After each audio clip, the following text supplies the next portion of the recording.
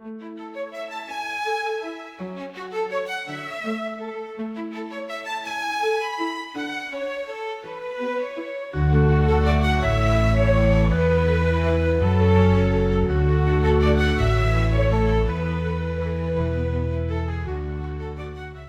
the year 1907, Francis Frederick Fox responded to a call to document the history of his local area.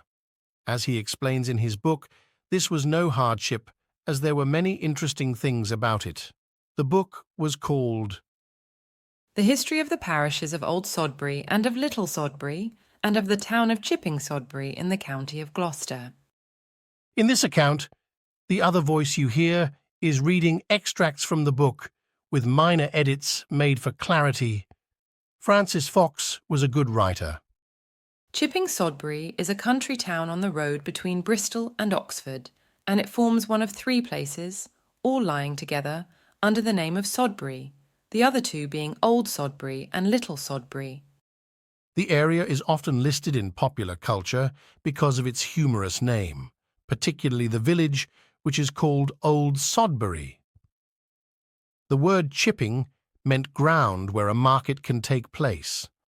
The word chipping was first added to the town in the reign of Henry III, who ascended the throne in 1216.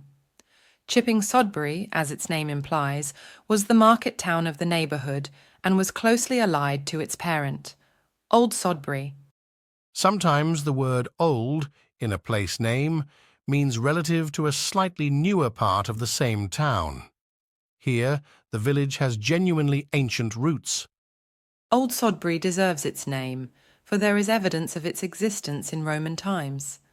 When the Roman governor arrived in AD 50, he found that many of the British tribes had revolted from Rome. He fortified the banks of the Severn and placed a garrison at Sodbury. Of course, a garrison needs to protect itself, something that the Romans were expert in.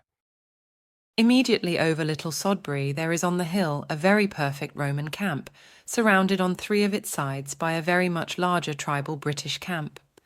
The smaller site selected by the Romans was strongly fortified, and it is still in good condition. Though small, this camp is considered to be the most perfect in Gloucestershire. The defended area, which contains upwards of 12 acres, is rectangular in shape.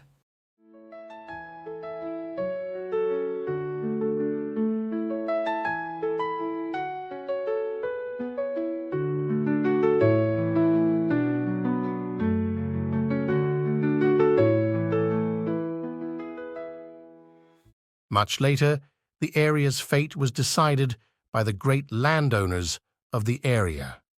This next event took place in the 11th century.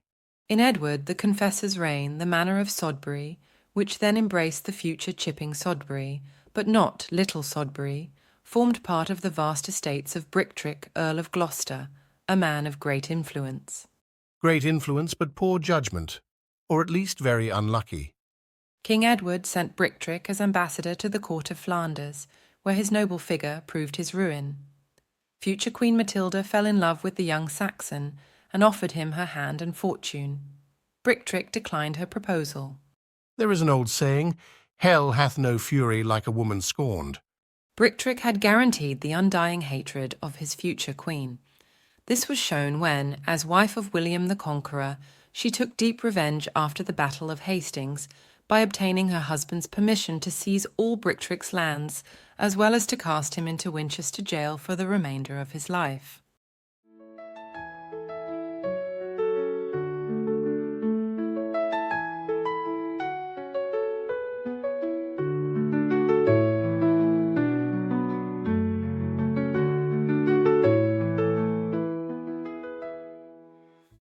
Queen Matilda died in the year 1080, and the estates passed within great families until a certain William le Gros came to own them.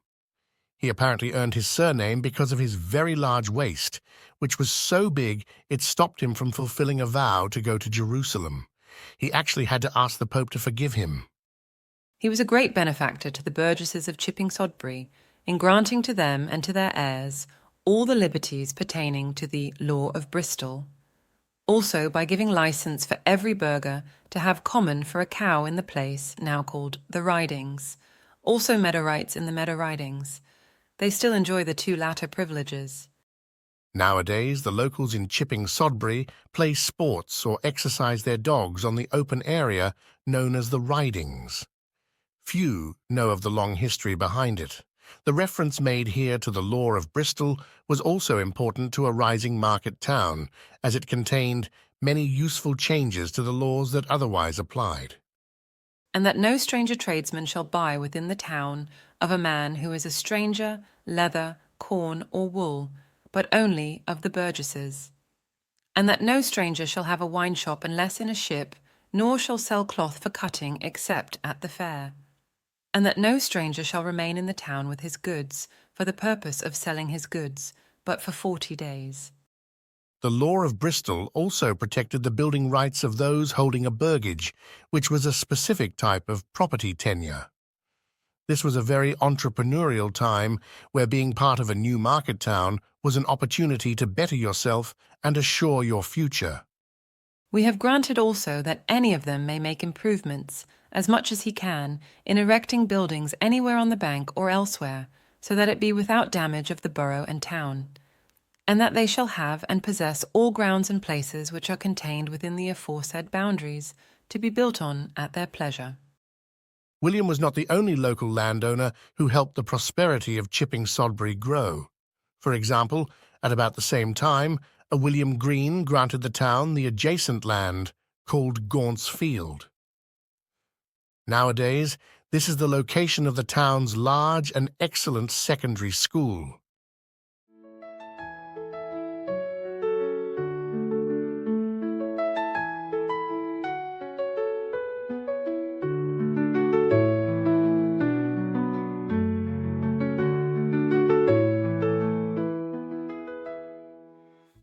The history of Chipping Sodbury for the next few centuries is often about the battles waged by the citizens to prevent powerful families from adjacent areas from enclosing their land and otherwise infringing on their rights. In 1538, being the 30th year of Henry VIII, some of the lands belonging to the burghers of Chipping Sodbury were attacked by Sir Nicholas Poyntz of Iron Acton, who at the time was High Steward of the county. These challenges to the rights of Chipping Sodbury often led to court action. The court itself had its base in Ludlow, but travelled across the area. As can be imagined, these cases could be very consequential, with the lives of many people deeply affected by the outcome. Again, in 1551, the burghers of Chipping Sodbury were deprived of their rights by Sir Maurice Walsh of Little Sodbury, who had interrupted the burghers in the use of their commons in the marshes and meadows in Old Sodbury, and had distrained and impounded their cattle, and had enclosed their commons there with hedges and ditches. From time to time, real battles came to the area.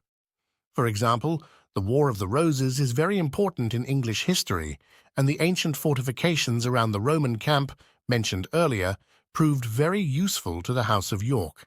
It certainly was used by King Edward IV just before the Battle of Tewkesbury in 1471, when a skirmish took place between his army and that of Queen Margaret in the neighbouring town of Chipping Sodbury.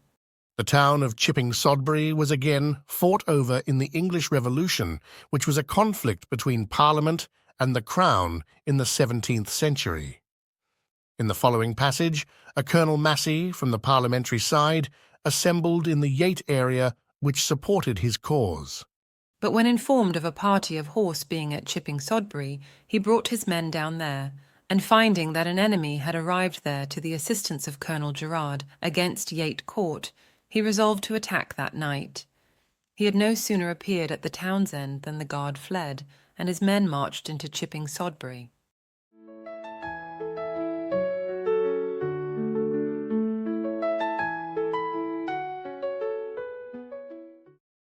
The next part of the history of Chipping Sodbury is above all about the local citizens who managed to survive and thrive in this market town. There are many more stories to tell, so we hope you will join us again for future episodes in this series.